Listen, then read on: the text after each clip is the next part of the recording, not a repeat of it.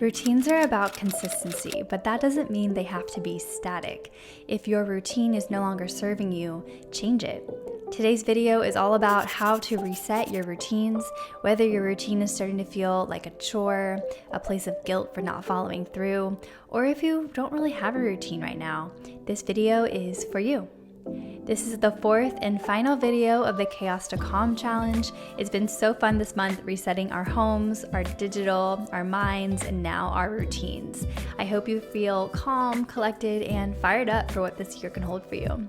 If you enjoyed this challenge, be sure to hit subscribe for more videos on intentional living, productivity, and digital organization. All right, let's dive in. The first question I like to ask myself when I need a reset is, how do I want to feel? When we're so focused on the steps and the doing rather than the benefit and the feeling we get from having a routine, that's when things can get misaligned. A routine can be anything you want it to be. It can be 2 steps long, it can be 10 steps long, but you are the one who gets to decide what feels good. For me, I want my mornings to feel peaceful, clean, and spacious. And by the end of my routine, I want to feel energized and ready to tackle the day.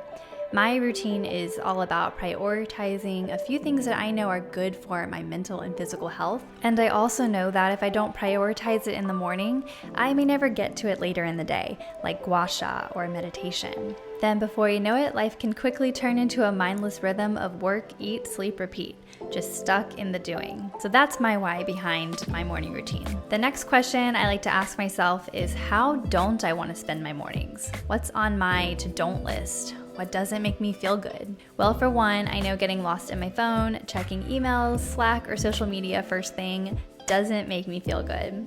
So to avoid that, I really need to physically distance myself from my device in the morning. I charge it across the room. I don't use it as my alarm clock. And when I go to work out, I turn it to morning routine mode on my phone so that it silences all the unimportant notifications, and my home screen only shows workout and meditation apps that I might need. Once I get clear on those 2 questions, how do I want to feel and what are my morning to-don'ts, then I audit my current routine.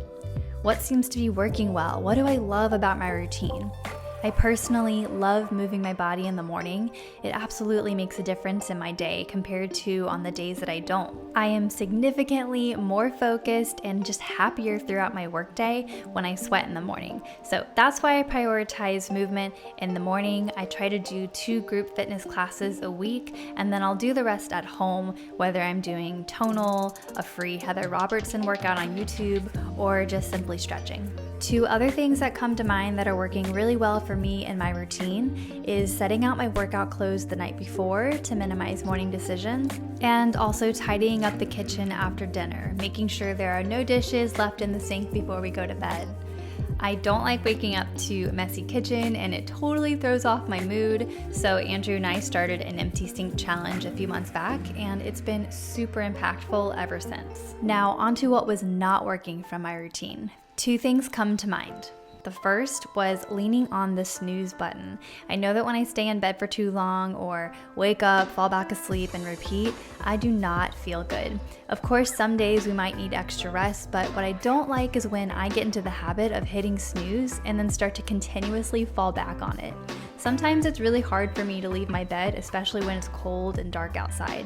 I just make up an excuse to cuddle with my husband and my dogs for longer, but I need to be able to rely on myself, so I met myself halfway. Maybe I'm not waking up at 6 a.m. anymore, but can I wake up at 6:30 or 7 on some days? I've compromised on waking up at 6:30 for when I need to drive to a workout, and 7 o'clock for the days that I stay at home. The second thing that was not working for me was ClassPass. I think it's a great tool to discover which studios you like best, but having to sit down every Sunday and look at the menu of classes, all the different times, locations, possibilities, I started to feel major decision fatigue. So I am now on my last month of ClassPass, while I'm also deciding between joining Orange Theory or an F45. I'm pretty sure I'm gonna go with Orange Theory, but either way, I'm really looking forward to having a structure, a consistent routine, a specific studio that I show up to same time every week. We've figured out how we want to feel, our morning to don'ts, we've audited our current routine. Now it's time to write out your most ideal routine. When I'm trying to build more consistent habits, I can't have these habits just floating around in my head. I need to write it down.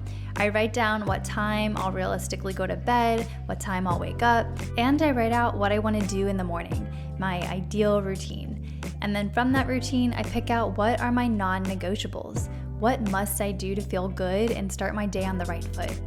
Consider this like an abridged version of your routine that you can lean on the days that you're short on time. My morning non-negotiables are tidying up my home and drinking matcha. That's the bare minimum. I can't focus in a messy home, and I'm super scattered if I don't drink my morning matcha. I also habit stack. When I whisk my matcha, it cues me to set an intention for the day. Making matcha is a very grounding ritual for me, and I look forward to it every morning. The last tip I want to share with you to help you reset your routines is to lean on technology. Morning routines are really just habits, so consider using a habit tracker. You can make your own in Notion or grab one of my templates in our Chaos to Calm Challenge Hub. There's also plenty of apps out there that can help you build habits. I've tested out the apps Done. I've also tested out Fabulous. Done is more minimal, simple to the point. Fabulous is more beautiful, interactive. But beyond apps, the simplest thing you can do to embrace technology is to schedule out a block on your calendar for your routine. Whether it's your morning routine, an afternoon walk outside, an evening wind down, put it on your calendar and treat it like a meeting that you wouldn't want to miss.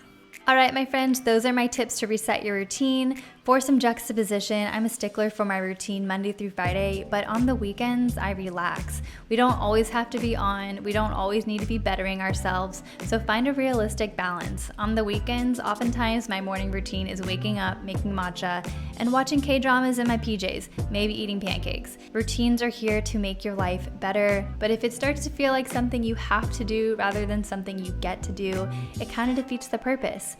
So that's a wrap on the Chaos to Calm Challenge. Thanks so much for hanging with me week after week to reset your life. I hope you'll stick around and enjoy my future videos. See you next time.